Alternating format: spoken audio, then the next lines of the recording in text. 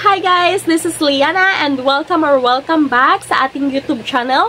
For today's video, story time tayo. Ikikwento ko sa inyo kung paano ako naging virtual assistant kahit wala akong experience sa pag-VA, wala akong BPO experience, wala akong mentor, wala akong agency. Ikikwento ko sa inyo kung paano ako nag-start. Sana makakuha kayo dito ng tips. Nung nag-start ako sa pag-virtual assistant, hanggang ngayon, ang dami nagtatanong sa akin sa Facebook na mga kakilala ko kung paano mag-VA, ano yung ginawa ko, saan ako nag-apply, paano yung interview, ang dami nilang question. Sinasagot ko naman, pero itong video na to, sasagutin ko lahat at magbibigay din ako ng tips kung paano mag-virtual assistant para sa mga aspiring VA dyan. Alam ko madaming gusto mag-virtual assistant ngayon kasi lalo na sa mga mommy na nakatulad ko, sa mga gusto na sa bahay nagtatrabaho para kasama nila yung anak nila.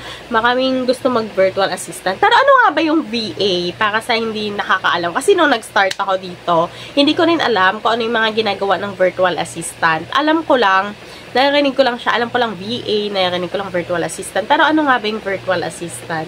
So guys, yung virtual assistant, yun yung assistant. Para kang secretary ng boss na nagtatrabaho ka sa kanya virtually. So, wala ka dun sa office, wala ka sa physical office niya, hindi mo siya physical na kasama. Remote ka lang. Kung anong ipautos niya sa'yo, yun yung gagawin mo. So, maraming klase ng virtual assistant, guys. Merong mga legal VA, medical VA, merong real estate VA. Maraming klase ng virtual assistant.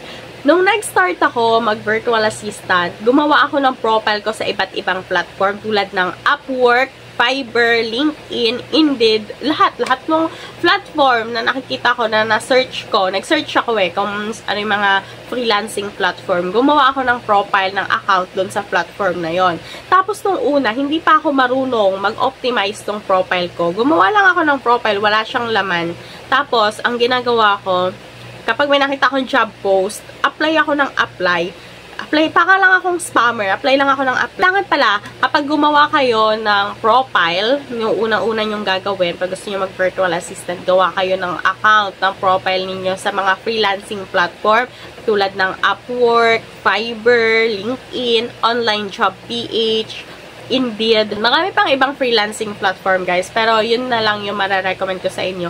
Pero yung Upwork, masasabi ko lang, hindi siya beginners friendly. Lalo na ngayon.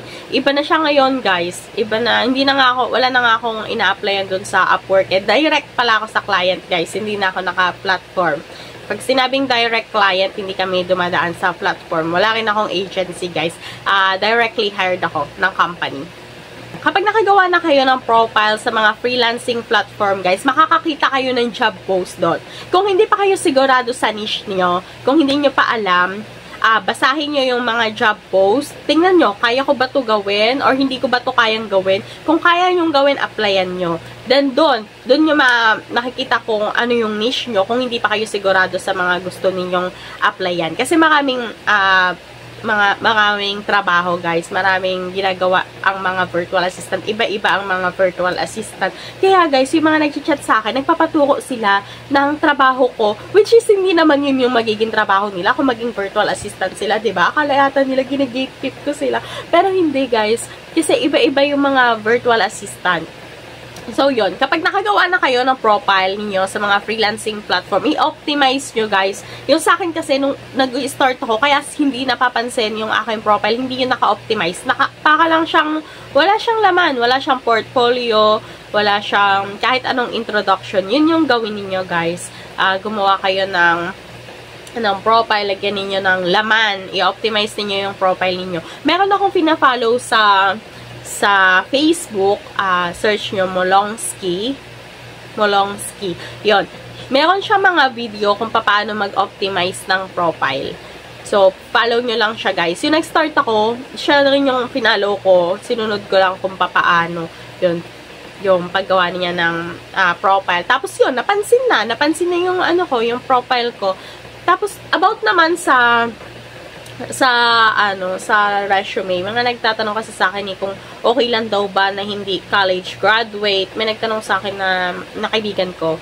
Tapos, nasasabi ko lang, hindi naman ako tinanong kung ano yung, although nakalagay na sa resume, hindi naman nila ni-require, wala naman sa mga job posts jobs na in-applyan ko, based on my experience, wala naman sa mga job posts na nagre-require ng college graduate or siguro sa mga agency, hindi ko alam. Pero dun sa mga in-applyan ko, dun sa mga nakita ko, wala akong nakita na nagre-require sila ng college graduate. Wala. Tsaka marami namang hindi graduate ng college na nakapasok sa freelancing. Pero ako, graduate naman ako. Pero yung in-applyan ko yun, wala naman. Hindi ako hiningian ng diploma, ng TOR. Wala guys. Kapag sa freelancing, wala. So, ang mahalaga yung skills. Tinitingnan nila yung skills. Na-hire ako dahil sa skills ko. Nung nag-start ako, nung nag-a-apply ako, hindi ako bumili ng bagong laptop na gagamitin ko sa pang-apply. Hindi ko rin sinasuggest na kailangan pag mag-a-apply na kayo, bumili na kayo ng mga gamit ninyo na bago. Huwag muna guys, kasi kung meron naman kayong magagamit, meron naman kayong mahihiraman habang nag-a-apply pa lang kayo, yun na lang muna. Huwag na muna kayo gumastos. Kasi ako, yung nag-apply ako, ang ginamit ko, yung lumang laptop ng asawa ko. Nagtuturo kasi siya nun dati, meron siyang laptop. Hindi na gumagana yung battery nun. So, nakasaksak lang siya, nakasaksak. Yun yung ginagamit ko dati. Tapos, nung sumahod na ako, doon na kami bumili ng brand new na laptop. Sumahod ako ng 7 days ata yung sinahod ko. Kasi yung kada cut-off dun sa trabaho ko, 10 days. Tapos, pumasok ako noon, hindi na ako nakaano dun sa unang cut-off, ganyan. Hindi ako nakabuo ng 10 days kasi dito ako pumasok sa, between ganyan. Pero 7 days yung sinahod ko. So, yung sinahod ko ng 7 days na yun, binili namin ng brand new laptop. Ang laptop na 20 plus, 21 or 24 yung bili namin doon sa laptop. Maganda na siya, high specs na yung binili namin laptop. Tapos, pero nung nag-start ako, nung nag-a-apply ako, hindi bago yung laptop ko, wala pang battery yung laptop ko. Kaya kung mag-i-start kayo, I don't suggest na bumili na agad kayo ng bagong laptop, lalo na kung wala pa kayo namang nakikitang trabaho. Kasi hindi rin ganun kabilis humanap ng client dito, guys. Kasi ako, matagal din ako nag-apply, nagpasa-pasa din ako. Nag-work pa ako nun nagpapasa na ako ng may work pa ako nun sa LGU. Nagpapasa na ako sa mga online, yun nga. Kaso, yun nga yung mali ko, hindi naka-optimize yung profile ko. Walang laman, walang makikita yung client yun. Sa pag-freelancing guys, pwede kayo mag-apply sa agency, may mga VA agency, tapos mga direct clients or company. So, ako, hindi ako nag-agency kasi feeling ko hindi ako papasa sa standards nila. Parang, nung nag-start ako, hindi naka-wired internet. Yung iba kasing agency na re-require nila naka-wired internet, ganyan. Tapos yung specs ng laptop. May mga ganong agency, specs ng computer titingnan nila.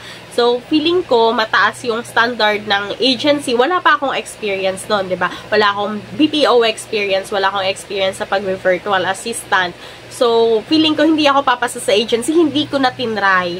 Pero, nasa sa inyo yun guys, kasi marami din naman benefits yung agency. Marami siyang, parehas lang naman yan na maganda. So, kung ano lang yung gusto nyo. Pero, sa akin, sa direct ako, hindi ko pa na-experience mag-agency. Pero yung mga naka-work ko guys, mga naka-work ko sa company, sa agency sila.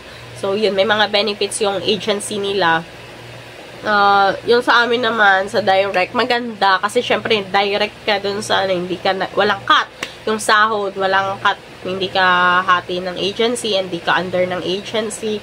Plus, dun, guys, dahil direct ako, hindi ako nagkakaroon ng mga meeting palagi. Dun sa company kasi namin, guys, syempre, storytelling, di ba? Sabi sa inyo sa storytelling. So, yun nga. So, doon yung boss ko, mabait siya, tarang trabaho, ganyan.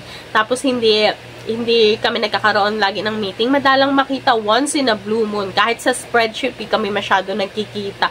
Sobrang bait nung boss ko, yung nag-hire sa akin. Siya yung nag-hire sa akin. Talagang premium client yun, mabait. May mga nagtanong din sa akin kung kailangan daw ba fluent mag-English. So, guys, hindi. Kasi ako, hindi ako fluent mag-English. Huwag kayo mag-alala, guys. Kahit hindi kayo perfect mag-English, hindi kayo fluent mag-English, as long as nakakaintindi kayo ng instruction, nakakaintindi kayo ng English, nakakapagsalita kayo ng basic English, maha-hire pa rin kayo. Yung accent din naman tinitingnan, guys. Hindi, in my experience, hindi. Depende siguro kung a-applyan nyo is yung mga puro calls tapos nare-require nila nasa job description nila ang pagiging fluent mag-English, pagiging with yung anong tawag doon, yung natural accent ng Amerika. Kung may ganun, kung nare-require. Pero sa akin, dahil admin naman yung admin task naman yung mga ina-applyan ko, hindi naman calls. So, hindi naman siya requirement. Hindi naman kailangan. Tsaka ito guys, during interview, ang tinanong nila sa akin, skills. Walang nagtanong sa akin ng background katulad ng interview sa Pilipinas. Experience ko to guys di ko alam sa experience sa iba. Pero yun, yung mga interviews ko, hindi naman sila nagtanong ng more personal. Wala silang pakialam dun. Dun sa may skills talaga. So, kapag nung mga ginawa kong resume, more on, nasa ibabaw yung skills. Ganun yung format ko. Nasa ibabaw yung skills. Tapos, yung mga personal information, sunod na siya. Una yung contact details, diba? Pangalan, contact details. Tapos, meron pa akong objective doon.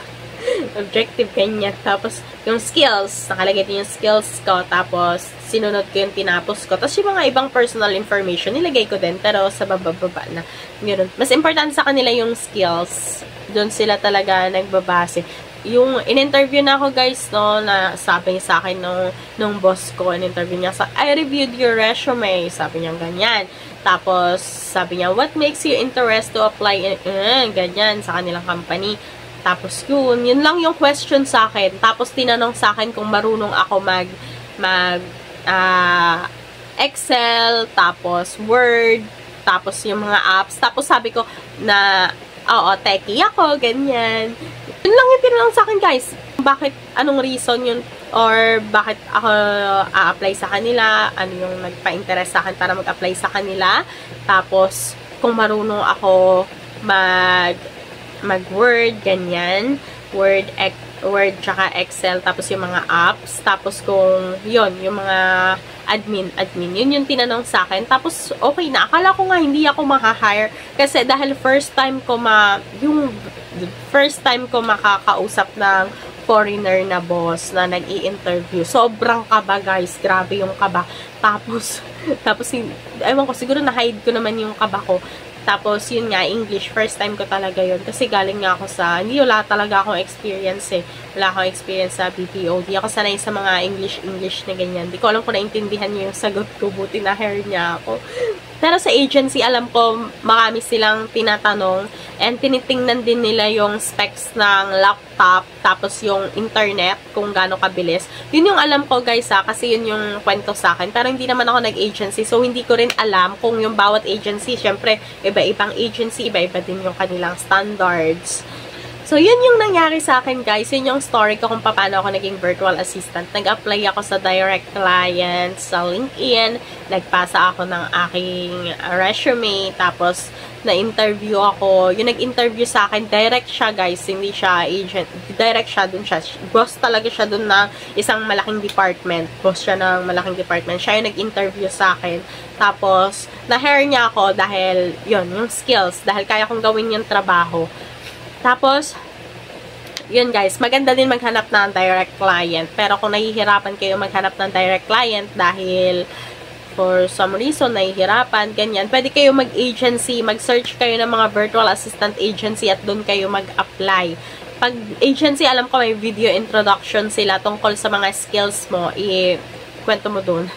Alam ko may ganun yun sila, yung mga agency. So, depende naman yun sa agency na a-applyan nyo. Search muna kayo ng VA agency, tapos tingnan nyo yung mga requirements nila, submit nyo, doon kayo apply. Sana guys, may nakuha kayong tips sa aking story. Yun yung aking kwento. Kayo, anong kwento nyo? O baka may tanong kayo, meron kayong tanong, or gusto nyo pa ng more tips, comment down below. Thank you for watching. Bye!